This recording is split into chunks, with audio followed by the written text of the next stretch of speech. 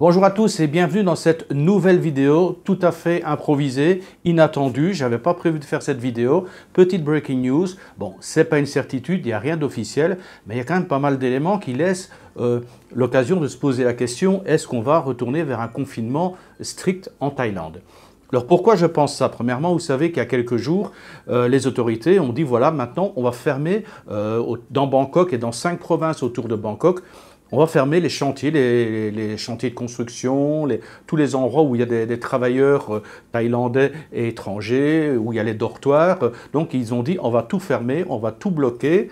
Et les gens vont rester à l'intérieur le temps, pendant un mois, pendant 30 jours, le temps d'essayer d'éradiquer un petit peu cette montée de Covid qui est en train d'exploser en Thaïlande. C'est inquiétant, pourquoi? Parce que dans le sud de la Thaïlande, ils ont découvert des cas dans 5 provinces du sud, 5-6 provinces du sud, et c'est en train de s'étendre, des cas de variants du Delta, vous savez, le dernier variant indien qui est assez virulent. Apparemment, ça viendrait de Malaisie. Pour l'instant, c'est dans le sud, mais il y a quelques jours, ils ont découvert, ou je crois que c'était hier, le premier cas de ce variant également à Bangkok.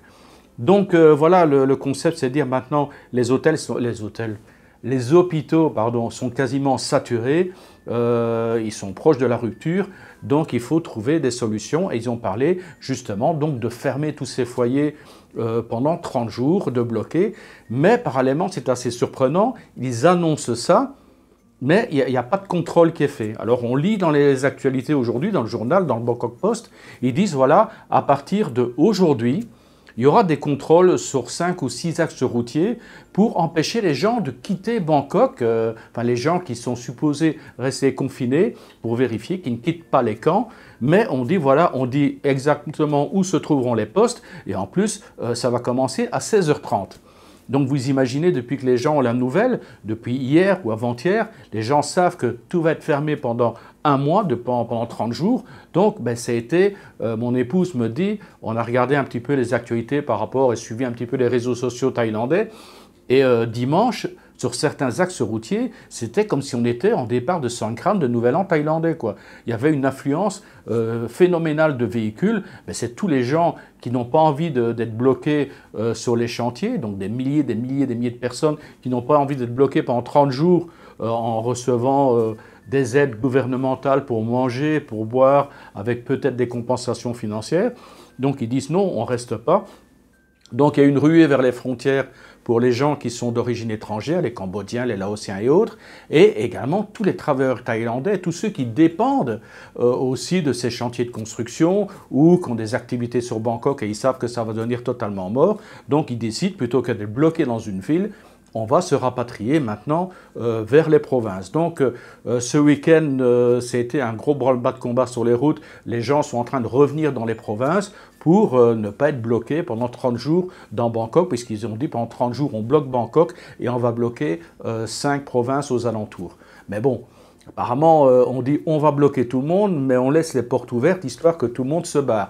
Est-ce que c'est une solution pour dire ben voilà, autant qu'ils aient les gens qui sont contaminés ou qui sont potentiellement contaminés, s'ils vont dans d'autres provinces, ben là les hôpitaux ne sont pas engorgés, il y aura peut-être plus facilité de les prendre en charge, mais il y a quand même un petit vent de panique dans ces provinces en question. Et là je l'ai remarqué tout à l'heure en allant chercher mes enfants à l'école il y a à peine une demi-heure. C'est pour ça que j'ai dit il faut que je fasse la vidéo. En arrivant, les professeurs m'ont dit, ben voilà, on est lundi, et ils ont dit, on ferme l'école jusqu'au premier temps, jusqu'au 11 juillet. Donc voilà, c'est effectif pour 2 semaines. Pendant 2 semaines, l'école de mes enfants ferme. Pourquoi? Comme d'autres écoles apparemment, donc on s'est renseigné, mon épouse a regardé aussi les réseaux sociaux thaïlandais, et il y a pas mal d'écoles qui ont déjà fermé à partir d'aujourd'hui. Il y en a même qui n'ont pas ouvert ce lundi matin, qui ont dit maintenant stop, on ne rentre pas à l'école, tout le monde reste à la maison, ils vont remettre en place un système de cours en ligne, mais voilà, on ne revient plus dans les écoles. Pourquoi? C'est assez logique. Les gens, tous les contaminés qui sont à Bangkok, sont en train de fuir la ville, ils reviennent dans les provinces, et là, comment on peut contrôler? On ne peut pas contrôler, donc à mon avis, il y a quand même un danger que l'épidémie reprenne maintenant, non plus dans des lieux concentrés, mais se propage partout en Thaïlande. Donc les gens reviennent de Bangkok, vont revenir dans leur famille dans les provinces, vont risquer de contaminer les gens qui sont dans leur famille. Et puis vous connaissez le système. Ils n'ont plus de boulot dans la capitale, ils reviennent ici, ben, qu'est-ce qu'on fait? C'est la période des rizières pour l'instant, donc tout le monde va aller donner un coup de main dans les champs, donc ils vont être en contact avec les gens qui sont dans les campagnes, qui n'ont pas quitté, qui ne vivent pas à Bangkok, donc ça va être contact avec la famille, avec les groupes familiaux, promiscuité pour faire le repiquage du riz. Pour l'instant, ils ont semé le riz, ils ont retourné les terres sont préparées. Et il y a eu de la pluie en plus ici dernièrement, donc la terre est bien boueuse, bien molle. Donc voilà, les nourricières sont pleines de blé. Donc là, ils font des fagots et puis ils ont commencé de façon à repiquer maintenant le riz. Et là, ça demande beaucoup de main-d'œuvre et effectivement, là, c'est une main-d'œuvre qui est la bienvenue puisqu'elle arrive de Bangkok, mais c'est une main-d'œuvre qui est potentiellement contaminée. Donc du coup, qu'est-ce qu'ils font dans les écoles? Ils se disent, les gens reviennent de Bangkok, vont contaminer les familles. S'il y a quelques enfants qui sont contaminés, qui arrivent à l'école, ils vont contaminer toute l'école. Donc voilà, pour l'instant, les écoles vont fermer. Pour l'instant, ils ont mis des restrictions au niveau de Bangkok, mais je pense que ces restrictions vont aller bien au-delà. Pour l'instant, ils parlent de la fermeture de restaurants. Mais je pense qu'il va y avoir, je ne sais pas si c'est le fait du hasard, je ne sais pas, j'étais au 7-Eleven tout à l'heure avant d'aller à l'école, et il y avait un policier qui venait de rentrer, qui a cherché à avoir la responsable, bon, la big boss du 7-Eleven n'était pas là, mais elle a parlé avec une des filles qui est là depuis quelques années, et elle lui a remis un document officiel. Bon, je n'ai pas eu le temps de voir ce qui était marqué sur le document officiel, mais est-ce qu'il va y avoir également des règles qui vont être appliquées? Est-ce qu'on va vers un couvre-feu? Pourquoi pas? Donc, vous savez, comme ça existait avant, hein, couvre-feu de 9 h ou 11 h du soir jusqu'à 6 h du matin le lendemain. Et donc, est-ce qu'il va de nouveau y avoir une restriction de déplacement entre provinces? Mais bon, je pense que, vu l'ampleur de la contamination qui est bien supérieure à ce qu'on a connu lors de la première vague, où on a mis les conditions très strictes, donc est-ce qu'on va de nouveau vers des conditions de confinement? C'est mal barré aussi par rapport aux gens qui venaient sur Phuket, donc on parle de la réouverture de Phuket au 1er juillet, il y a une personne qui me posait la question, me disant « Olivier, est-ce que tu penses que ça vaut la peine d'acheter un billet? Est-ce que ça vaut la peine d'aller sur Phuket maintenant? » Parce qu'il semble réouvrir. Et là, je lui ai dit « Attends, moi je serais toi, personnellement, je serais à ta place, je ne le ferais pas. » Parce qu'on ne sait pas comment les choses vont évoluer. Est-ce que Phuket va réouvrir? Logiquement, oui, mais être bloqué pendant 14 jours à Phuket et ensuite ne pas pouvoir se déplacer dans la Thaïlande parce qu'il y a une contamination et puis les restrictions. Les bars vont fermer, les restaurants vont fermer.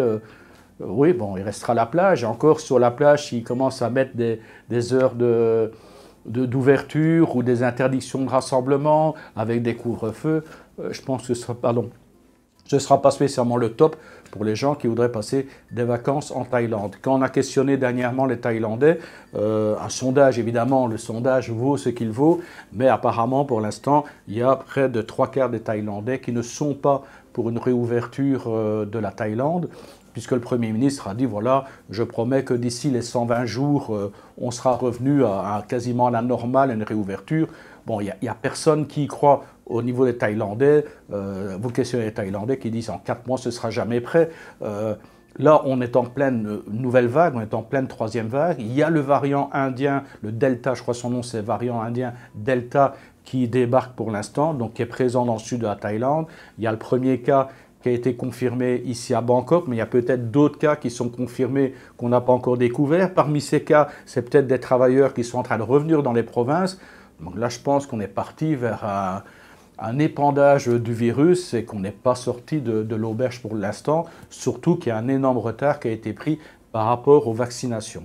Donc là aussi, vaccination, qu'en est-il? Il y a pas mal d'hôpitaux qui refusent les gens se sont inscrits, mais ils ne peuvent pas vacciner faute de vaccin. Alors je ne peux pas savoir, je ne peux pas vous dire quand cela va revenir à la normale, je ne peux pas vous dire si oui ou non il y aura un nouveau confinement qui va être mis en route, mais comme ça se présente, voilà, les éléments que j'ai aujourd'hui, c'est effectivement un blocage des clusters, des lieux les plus contaminés, où on dit maintenant on va tout fermer, mais on laisse la porte ouverte pendant 2-3 jours, ce qui a permis à la majorité des gens de foutre le camp. Ces gens qui se retrouvent maintenant dans toutes les provinces de Thaïlande, les provinces de la Thaïlande qui commence à prendre des mesures. Je ne pense pas que ce soit des mesures gouvernementales. Je ne pense pas que ce soit le Premier ministre qui ait dit aux provinces, maintenant, vous fermez vos écoles et autres. Je pense que c'est chaque gouverneur de chaque province qui décide ça en son âme et conscience. Mais quand ils voient un petit peu comment ça se passe, je pense qu'ils ont fait une analyse qui est bien plus poussée que la mienne parce qu'ils ont des éléments que je ne possède pas. Et s'ils décident effectivement de fermer les écoles, de contacter les lieux publics et dire voilà, maintenant vous fermez, il y a les papiers au 7-Eleven, est-ce que ça va vers un couvre-feu? Ça, c'est vraiment une pure interprétation de ma part. Je ne peux pas dire qu'il y aura un couvre-feu ou des restrictions, mais enfin, j'ai l'impression qu'on va quand même y arriver tout doucement. Voilà. Si vous avez, vous, d'autres sources d'informations, vous avez repéré d'autres choses, si dans votre province également, vous avez des fermetures d'écoles, des fermetures de certaines choses. Je ne parle pas de Bangkok et des 5 provinces qui sont autour. On connaît les restrictions qu'il y a actuellement. On les suit quasiment en direct aux informations. Mais pour les autres provinces, si vous avez des informations, n'hésitez pas à le mettre dans les commentaires. Et également pour Phuket aussi, c'est des choses qui intéressent pas mal de gens.